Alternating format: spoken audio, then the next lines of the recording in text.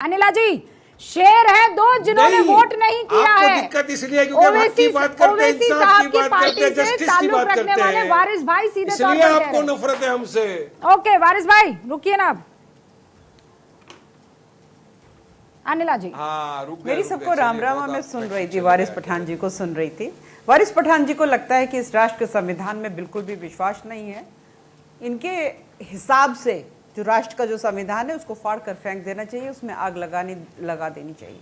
उसमें लिखा हुआ है ना धर्मनिरपेक्ष, लिखा हुआ है कि नहीं लिखा हुआ है? अगर उसमें लिखा हुआ है तो ये धर्म लेकर आ जाएंगे। धर्म के आधार पर आप जो है सीटों को रिजर्व करो, तमाशा बना के रखा हुआ है। कह दीजिए यहाँ पर बैठ के कि आपके पूर्वजों ने बहुत बड़ी गलती करी कि भारत में रह गए, पाकिस्तान नहीं गए। भारत एक धर्मनिरपेक्ष राष्ट्र है साहब। पाकिस्तान जरूर इस्लामिक रिपब्लिक ऑफ पाकिस्तान है, वहां पे जाके ढोल नगाड़े के साथ आपको जो कहना है कहिए। भारत में अगर रहना है तो अगर आप कहेंगे कि धर्म के आधार पर आरक्षण हो जाए तो भारी गलतफहमी में बैठे हुए हैं। अरे शांत होकर बैठिए, आपके बीच में मैं नहीं बोल रही थी। ये रोज जो एक तमाशा आपके नेता खड़ा करते हैं ना, केवल इसीलिए कि चेहरा चमका लें टीवी पे, इससे ज्यादा तो कुछ नहीं। कोई राष्ट्र नेता तो है नहीं, परंतु वो डुप्लीकेट कॉपी ऑफ जिन्ना बनना चाहते हैं।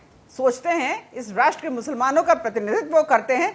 मुझे ऑब्जेक्शन है इस बात का, इस तरह के अल्फाज इस्तेमाल करने का। इस देश के आगे का ऑब्जेक्शन करते रहिएगा जब आपकी बारी आएगी। किसी भी नाम से देखिए रुबिका जी, मैं एक चीज जानती हूँ, अनिला जी मैं एक चीज जानती हूँ, आपने बहुत दुरुस्त कहा। अनिला जी ये बता दो कि क्या इलेक्शंस में ओबीसी का रिजर्वेशन है? आपने बहुत दुरुस्त कहा। ऑब्जेक्शन है। ये लोग सोचते हैं कि पूरे राष्ट्र, ऑब्जेक्शन मेरा रिकॉर्ड किया जाए।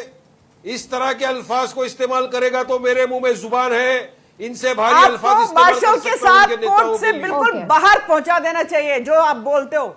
एक सेकंड अनिला जी, जैसा आपने बिल्कुल दुरुस्त कहा कि भाई ये सुनिए अनिला जी, प्लीज सुनिए ना। आप पहुंचाएंगे अनिला जी, वारिस भाई रुक जाइए ना एक सेकंड। इसमें ताकत है पहुंचाने की। वारिस भाई एक सेकंड भाई रुक जाइए ना। अनिला जी, वारिस भाई एक सेकंड, आप दोनों रुक जाइए।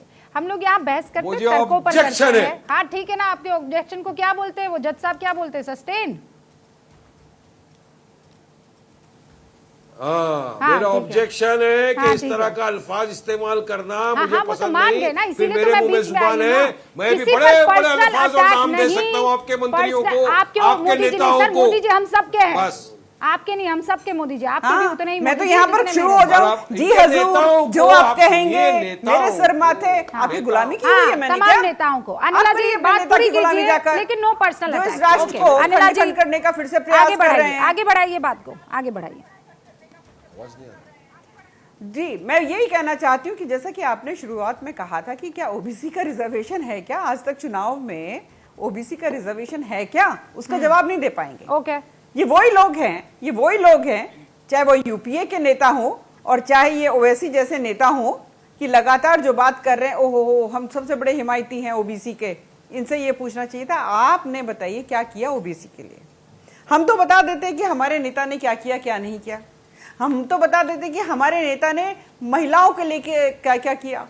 आज जो है अगर 29% जो ओबीसी सांसद हैं वो हमारी कुछ कह रही हैं आप? नहीं अनिला जी, सवाल वारिस पठान ये सवाल पूछ रहे हैं, इस पर तो आपने जवाब दे दिया। अब वो ये सवाल पूछ रहे हैं कि कोई 2029 तक नहीं होने वाला है, सेंसस होगा फिर परिसीमन होगा, ये मामला चला गया 2034 तक, ये महज एक जुमला है, कुछ ना हो पाएगा। इसका जवाब दीजिए। 30 सेकंड का मैं टाइमर लगा रही हूँ और फिर मेरे 4 और मेहमान आप इंतजार कर रहे हैं अपनी बात का। जवाब दीजिए इसका। रुबिका जी, ये लोग दुआएं दे रहे हैं मोदी जी को। मैं बताऊं क्यों? इनके पास महिला नेता नहीं है चुनाव लड़वाने के लिए। आज अगर चुनाव हो जाए, इनके पास महिला कार्यकर्ता ऐसी नहीं है जिनको ये चुनाव लड़वा पाए। समाजवादी पार्टी जो ओबीसी के नाम पर अपनी राजनीतिक रोटियां सेकती है, 2022 में इनकी 14 विधायिका हैं और सब की सब करोड़पति हैं, सब करोड़पति हैं इनके पास। और जो कि कोई अपने पिता के नाम की, कोई अपने भाई के नाम की, कोई अपने पति के नाम की चुनाव लड़ती हैं। ओके, पैसे का खेल सारा। ओके, आप कह रहे हैं यही हाल जो है ये पैसे का खेल है, राजनीति करते हैं उनकी पार्टी का है। ओके रुक जाइए। अब बेलारी जी, ओबीसी का मसला नहीं, मेरी बात ये पूरी, ये सोचिए कि इनको समय मिल गया कि महिला नेता बनाओ भाई। हाँ बेलारी जी, अब बड़ा सवाल ये है कि ओबीसी को लेकर जो सवाल उठाए जा रहे हैं, ओबीसी को लेकर तो पर से कोई रिजर्वेशन है नहीं। रूबिका जी, आपने बोल रहे थे उसमें आपने कहा कि धर्म के आधार पर संविधान में कोई व्यवस्था नहीं। आपने ये कहा संविधान में अपर कास्ट को रिजर्वेशन देने का कोई प्रावधान है क्या? अपर कास्ट को प्रावधान है कोई संविधान में? केवल ओबीसी के लिए तो मंडल आया, उसके बाद शैक्षणिक और सामाजिक स्तर पर जो हो उसका चिन्हित करके देना था। अपर कास्ट के लिए जब नहीं है तो मोदी सरकार ने अपर कास्ट को 10% कैसे दिया? अपर कास्ट को नहीं दिया, इकोनॉमिक बैकवर्ड क्लास को दिया है। वो नहीं, 10% अपर कास्ट को दिया है, राजपूत ब्राह्मण भूमिहार इसको दिया है, बैकवर्ड क्लास को दिया है, इसको दिया है। जो गरीब है अपर कास्ट में, जो गरीब है उस समुदाय को दिया, अपर कास्ट को नहीं। मैं ये कह रहा हूं आप गलत बात मत कीजिए, आप गलत बात मत कीजिए। कैसे दे दिया गया? आर्थिक रूप से जो कमजोर वर्ग है उसको 10% दिया है। अरे भाई, अपर कास्ट के लिए दिया गया है, गरीब वर्ग को दिया गया है, अपर कास्ट को नहीं, गरीब वर्ग को दिया गया है ना। क्यों दिया गया है? आरक्षण किसको दिया जाता है भाई? तो आप संविधान अपने अनुसार कर सकते हैं। अगर मोदी सरकार ये ले कमजोर हो, कैसा तड़के में समझ नहीं पा रही हूं। आरक्षण किसको देना चाहिए? आरक्षण दिया जाता है। आरक्षण को लेकर बहस तो बिहारी जी बड़े अरसे से चल रही है ना कि गृह मंत्री का जो बोल रहे कितना पैसा है, इकोनॉमिक बैकग्राउंड उसका कैसा है, उस लिहाज से आरक्षण देना चाहिए भाई। अब कहने को तो एक लोअर क्लास हो सकता है, लेकिन उसके पास अगर वो करोड़पति है, लखपति है, तो उस आरक्षण को लेकर क्या करेगा सर?